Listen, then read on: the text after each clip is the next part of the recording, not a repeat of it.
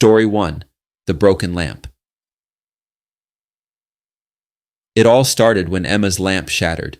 The tall, ceramic piece had been with her for years, illuminating long nights of study, quiet dinners, and cozy reading sessions. Now, in fragments on her living room floor, it was clear she needed a replacement. Browsing Craigslist, she found the perfect vintage replacement, slightly worn, but unique. The ad read, "Antique ceramic lamp, works perfectly, a few chips, $20, pickup only." Emma texted the seller, Mike, and they arranged to meet the next day at his place. It was a small apartment in a dingy neighborhood, but the low price made it worth the trip. When she arrived, the door was already slightly open. A rough voice from inside called out, "Come in, it's on the table." Emma hesitated, gripping her phone tightly as she stepped into the dimly lit apartment. The living room was cluttered with mismatched furniture, half-empty soda bottles, and a strange smell like damp clothes. She spotted the lamp on the table. It was as advertised, maybe even nicer than she'd imagined.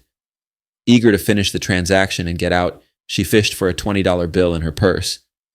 As she reached for the lamp, the door slammed shut behind her. The seller, a burly man in his 50s with greasy hair and wild eyes, stood between her and the exit. "You in a hurry?" he grunted. Emma's heart raced. She forced a smile and said, "Just here for the lamp. I have the money." She extended the cash toward him, hoping he'd take it and let her go. Mike didn't move. "The lamp's worth more than that," he said, stepping closer. "How about you stay a little while and we work out a different deal?" Her stomach lurched. Emma knew she had to get out, but the man was blocking the only exit. Panic surged through her, but she remained calm. "I'm sorry, I didn't bring more cash," she said, keeping her voice steady. "I really need to go." "Too bad," Mike said, his voice growing darker. "I was hoping we could have a little chat." Emma's fingers tightened around her phone. She slowly backed toward the kitchen, keeping her eyes on him. Without warning, she turned and sprinted toward the back door. She heard him curse and heavy footsteps follow, but she managed to throw the door open and race into the alley. Emma didn't stop running until she reached her car, her heart pounding against her chest. When she looked back, Mike stood at his doorway, watching her with a sinister grin. That night, as she sat in her apartment, safe but shaken, she blocked Mike's number and reported his listing. The thought of what could have happened gnawed at her. She never used Craigslist again. Story 2.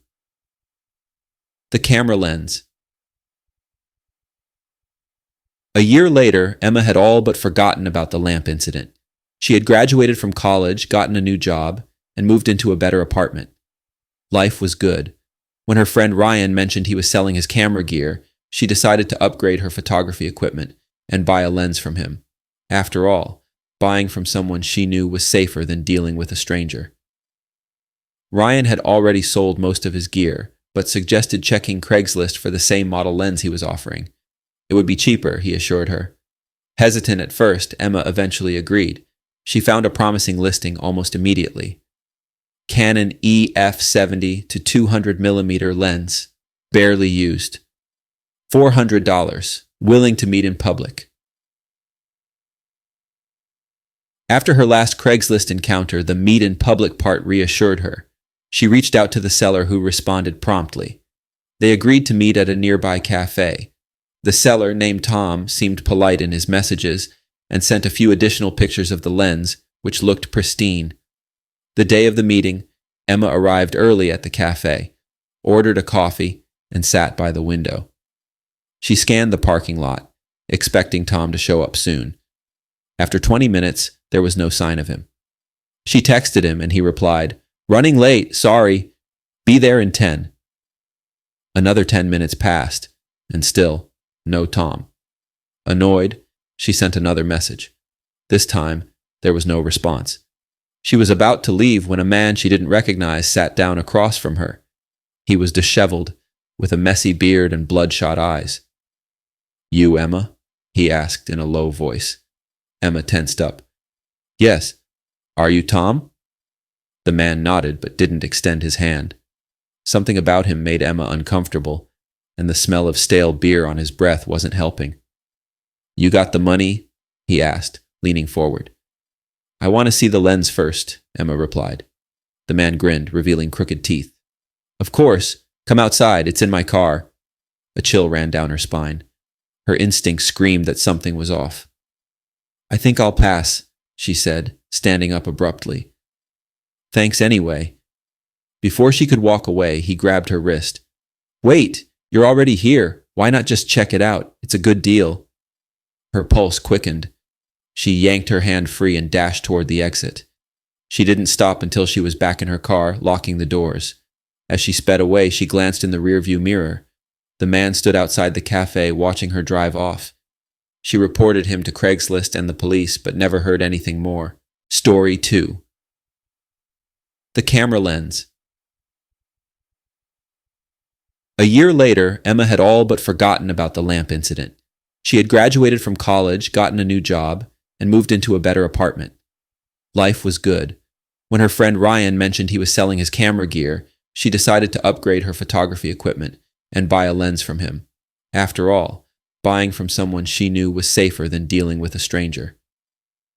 Ryan had already sold most of his gear, but suggested checking Craigslist for the same model lens he was offering. It would be cheaper, he assured her. Hesitant at first, Emma eventually agreed. She found a promising listing almost immediately.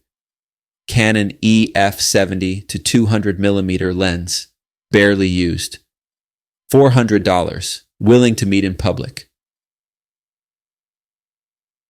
After her last Craigslist encounter, the meet in public part reassured her. She reached out to the seller, who responded promptly. They agreed to meet at a nearby cafe. The seller, named Tom, seemed polite in his messages and sent a few additional pictures of the lens, which looked pristine. The day of the meeting, Emma arrived early at the cafe, ordered a coffee, and sat by the window. She scanned the parking lot, expecting Tom to show up soon. After 20 minutes, there was no sign of him. She texted him and he replied, "Running late, sorry. Be there in 10. Another 10 minutes passed, and still, no Tom. Annoyed, she sent another message.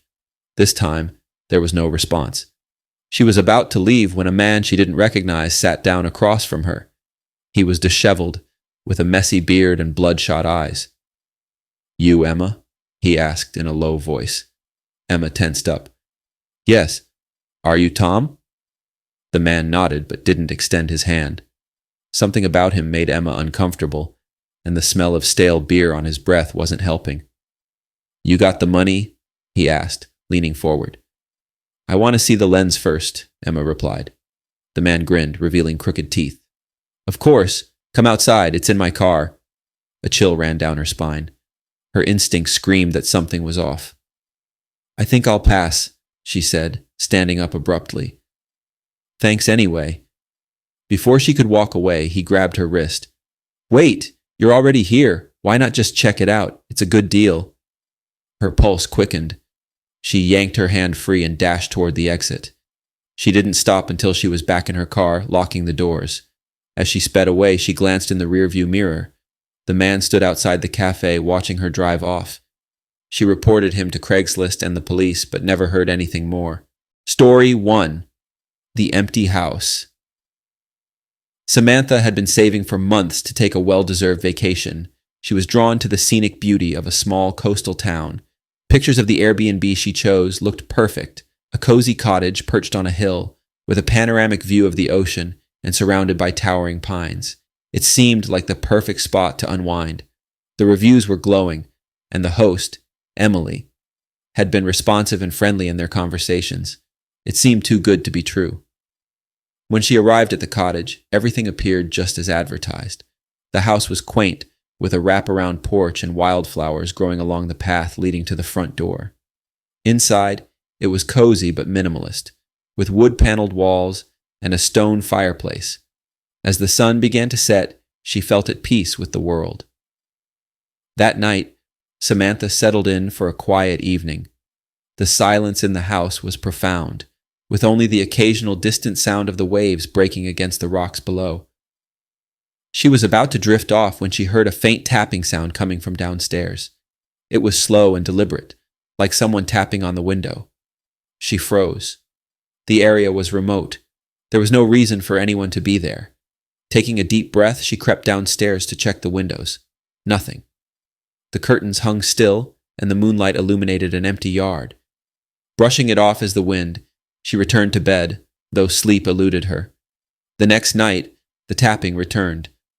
This time, it was louder, and it moved, first from the window near the kitchen, then the one in the living room, then the window by the staircase.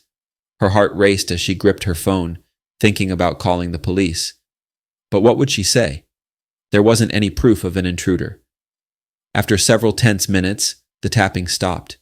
The silence that followed felt even more oppressive. She couldn't shake the feeling that someone was watching her. She locked all the doors and windows and tried to convince herself it was just her imagination. The third night, the tapping escalated. Not only was it louder, but it was accompanied by whispers, soft, unintelligible, but distinct enough to make her skin crawl. She checked her phone again. There were no messages from the host, and everything online seemed fine. That was until she came across an old blog post from a few years ago, describing the very house she was staying in. The post talked about a woman named Emily who had gone missing from that very cottage. Her disappearance was never solved, and the house had remained empty for years before it was listed on Airbnb, but the blogger claimed that locals avoided the property because they believed it was haunted. As Samantha read further, the whispers seemed to grow louder. She frantically packed her things, desperate to leave the house. But when she reached the door, it wouldn't open. The windows wouldn't budge either. It felt as if the house was holding her captive. Panic set in. She grabbed her phone and called the host. The phone rang and rang and rang, but no one answered. Then, to her horror, she noticed something strange on her phone's screen. The name under the host's contact wasn't Emily. It was her own name. Samantha ran to the window, pounding on the glass, screaming for help, but the only response was the soft tap, tap, tap against the window as the whispers grew deafening. Story 2. The Basement in Berlin. For years, Marcus had been fascinated by Berlin, its history, its culture, and its hidden underground. So when he found an Airbnb in a historic district, he jumped at the chance. The listing promised a quaint, cozy apartment in a building that had stood for over a century. The idea of staying in such a historic place only added to the excitement. The host, Stefan, seemed nice enough and greeted Marcus with a brief tour of the apartment when he arrived. Everything seemed normal, until Stefan mentioned the basement. "You'll notice there's a door by the kitchen. It leads to the basement, but it's locked," Stefan said with a smile that didn't quite reach his eyes. "It's been locked for years. Probably some old storage. Just don't worry about it." Marcus shrugged off the comment. Who cared about an old basement? But as the days went on, he found himself increasingly drawn to the locked door. It was strange how prominent it felt in such a small space, and sometimes he swore he could hear something coming from the other side, a faint rustling, or even the sound of footsteps. One night, after returning from a late dinner, Marcus was startled to see the door slightly ajar. He distinctly remembered Stefan saying it was locked. With hesitation, he approached the door and peered inside. A cold draft hit him. The light switch didn't work, but the faint glow of the street lamp outside was enough to illuminate the top of the stairs. The basement stretched far deeper than he had imagined, with the stairs descending into what seemed like a dark void. Against his better judgment, Marcus grabbed his phone for light and began to descend. The air grew colder, and the sound of his footsteps echoed eerily off the stone walls. As he reached the bottom, the light from his phone flickered. The basement was larger than the apartment itself. Old furniture, boxes, and what looked like antique tools were strewn about. But something was off. One corner of the room was unnervingly empty. It felt wrong, as though the space itself rejected anything placed there. Suddenly, Marcus heard a low whisper behind him, and the hairs on the back of his neck stood up.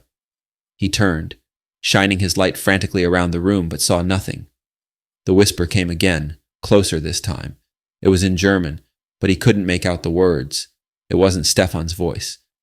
Heart pounding, Marcus bolted up the stairs, slamming the door behind him. He called Stefan to ask about the basement, but the call went straight to voicemail. Determined to leave the apartment first thing in the morning, Marcus tried to sleep.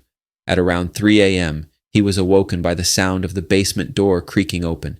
His breath caught in his throat as the door slowly swung wide, revealing the dark staircase. And then he saw it, a figure, faintly outlined by the dim light, standing at the bottom of the stairs, staring up at him. Story 3. The Doppelganger. Mia and her husband, Dave, booked a remote cabin through Airbnb for a quiet weekend getaway. The listing described the cabin as a secluded retreat, nestled in the woods, with no neighbors for miles. It was just what they were looking for, a chance to disconnect from the world and enjoy some time together. The host, Carla, had left clear instructions on how to find the place and access the keys. When they arrived, everything was as expected. A charming log cabin surrounded by dense forest with a creek running nearby. The first day was peaceful, filled with hiking, reading, and relaxing by the fire. That night, after a hearty dinner, Mia and Dave decided to watch a movie on their laptop before heading to bed. As the movie played, Mia thought she saw a movement outside the window. She brushed it off as a trick of the light, but a few minutes later, she saw it again, a shadowy figure moving near the trees. She told Dave, who immediately grabbed a flashlight and went outside to check. He returned after a few minutes, shrugging. "Probably just a deer or something," he said. But Mia wasn't convinced. The next morning, she found footprints in the dirt near the window, too large to be an animal's, and too close to the cabin for comfort. Later that day, while Dave was outside chopping wood, Mia was inside making coffee. When she glanced out the window, her blood ran cold. Standing at the edge of the forest, watching her, was Dave. But when she turned around to call for him, she realized Dave was still outside, behind the cabin, completely unaware of the figure. Panicked, Mia ran outside to tell Dave, but when they both looked back toward the forest, the figure was gone. The rest of the day passed in a tense, uneasy silence. They decided to cut the trip short and leave the next morning. That night, as they packed their bags, Mia saw the figure again, standing just outside the window, staring in. But this time, it wasn't just a shadowy outline. It was her. An exact duplicate of herself, with the same clothes, same hair, same face, staring blankly into the cabin. When Mia screamed for Dave, the doppelganger vanished into the woods. They left immediately, never looking back. Story 1. The Knock at the Window. It was one of those rain-drenched nights where the sound of the water hitting the roof was more of a dull roar than a calming patter. Emma had just moved into her new house, a charming yet slightly dilapidated cottage nestled on the outskirts of a small, sleepy town. It was her first night there, all alone, and she relished the solitude. She had been through a tough breakup and wanted to escape the noise and clutter of the city. Here, in this secluded house surrounded by woods, she thought she had found the perfect place to heal. By 10 p.m., the rain had intensified, and the wind had started to howl. Emma wrapped herself in a blanket and settled onto the couch, reading a mystery novel. The thunder boomed every few minutes, and the house seemed to creak in response. She was used to city noise, but this was different. More eerie, more alive. Around 11:30 p.m., as she was getting ready to call it a night, she heard a soft but distinct tap, tap, tap at her window. She froze, her heart skipping a beat. The sound came again, and she convinced herself it was just a tree branch hitting the glass. She hadn't noticed any trees directly near the windows, but maybe she had missed one. Slowly, she approached the window and peered through the curtains into the darkness. The rain was pouring so heavily that it was nearly impossible to see anything beyond the glass. Reassuring herself that it was nothing, she headed upstairs to bed. As she settled under the covers, the sound came again. This time, a knock. It was deliberate and unmistakable, but it was coming from the window downstairs. Emma's heart pounded. She grabbed her phone, but there was no signal. This area had notoriously spotty reception, and now she regretted not getting a landline installed. Grabbing a flashlight, she crept downstairs, adrenaline coursing through her veins. She stopped at the bottom step, the silence pressing in on her. The knocking had stopped. Slowly, she walked over to the living room window, her hand shaking as she pulled back the curtain. There was nothing there. Emma sighed with relief, but it was short-lived. As she turned to go back upstairs, she heard a scratch sound from the front door. Now sheer panic gripped her. She rushed to the door, her breath coming in quick gasps, but she stopped herself from opening it. Instead, she peered through the peephole. Standing there, soaked from head to toe in the rain, was a man. His face was obscured by a hood, but what little she could see made her stomach churn. His eyes were wide and vacant, and he was muttering something she couldn't make out. He started knocking again, this time more forcefully, and Emma backed away from the door. "Who are you? What do you want?" she called out, her voice shaking. The man stopped knocking, but he didn't answer. Instead, he leaned in closer to the door, his distorted face filling the peephole. She could see now that his skin was pale and splotchy, and his lips were moving silently. Emma was paralyzed. She didn't know what to do. Her phone still had no signal, and she was miles from the nearest neighbor. The man stood there for what felt like an eternity, just staring through the door. And then, as quickly as he had appeared, he turned and walked away into the rain-soaked night. Emma didn't sleep that night. She sat by the window with a kitchen knife in her hand, waiting for him to return. But he never did. The next morning, when the rain had stopped, she found muddy footprints leading up to her window and front door. The police were called, but they found no trace of the man. To this day, Emma still wonders who he was and what he wanted. The footprints, they said, led into the woods but stopped abruptly. They never found out where he had gone or if he ever left. Story 2. The Lone Driver. Jake was a long-haul truck driver, used to spending long nights alone on the road.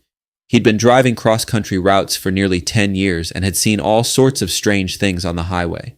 But nothing had ever unnerved him like what happened one stormy night in the mountains of West Virginia.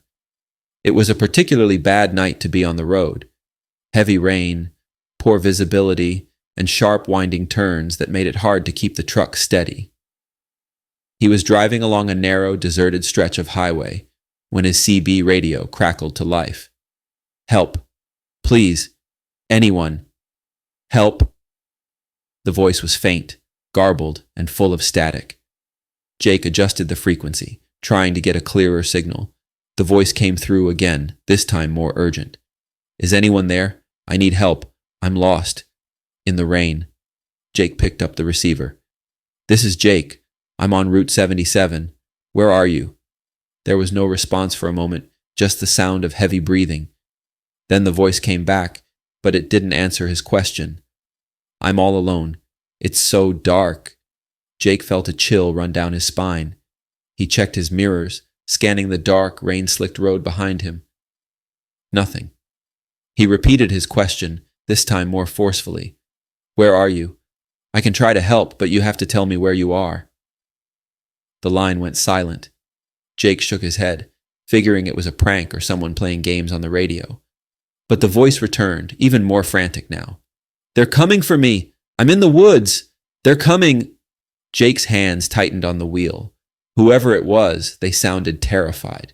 He wanted to help, but he had no idea where this person was or what was happening. The voice cut out again, leaving only static behind. A few miles later, Jake saw something strange in the distance. A figure was standing on the side of the road, drenched in rain. As he approached, the figure waved, signaling for him to stop. Against his better judgment, Jake slowed down and pulled over. The person was a young woman, soaked to the bone, her hair plastered to her face. "Are you the one on the radio?" Jake asked, leaning out of the window. The woman nodded, her eyes wide with fear. "They're coming. They're coming for me."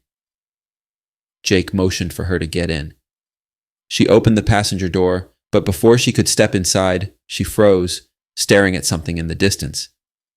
"They're here!" she screamed, turning and bolting into the woods. Jake jumped out of the truck, calling after her, but she disappeared into the trees. He stood there in the pouring rain, trying to make sense of what had just happened. There was no one else around, no signs of anyone chasing her, no vehicles, nothing. Shaken, he climbed back into the truck and drove away. He kept listening to the radio, but the voice never came back. The next morning, he reported the incident to the local authorities, but they found no trace of the woman. No one had called for help on the radio that night, and no missing persons reports matched her description. To this day, Jake swears that the woman's voice on the radio sounded just like the one who had stood by his truck. But who or what had been chasing her? He never found out, and he never drove that stretch of highway again. Story 3.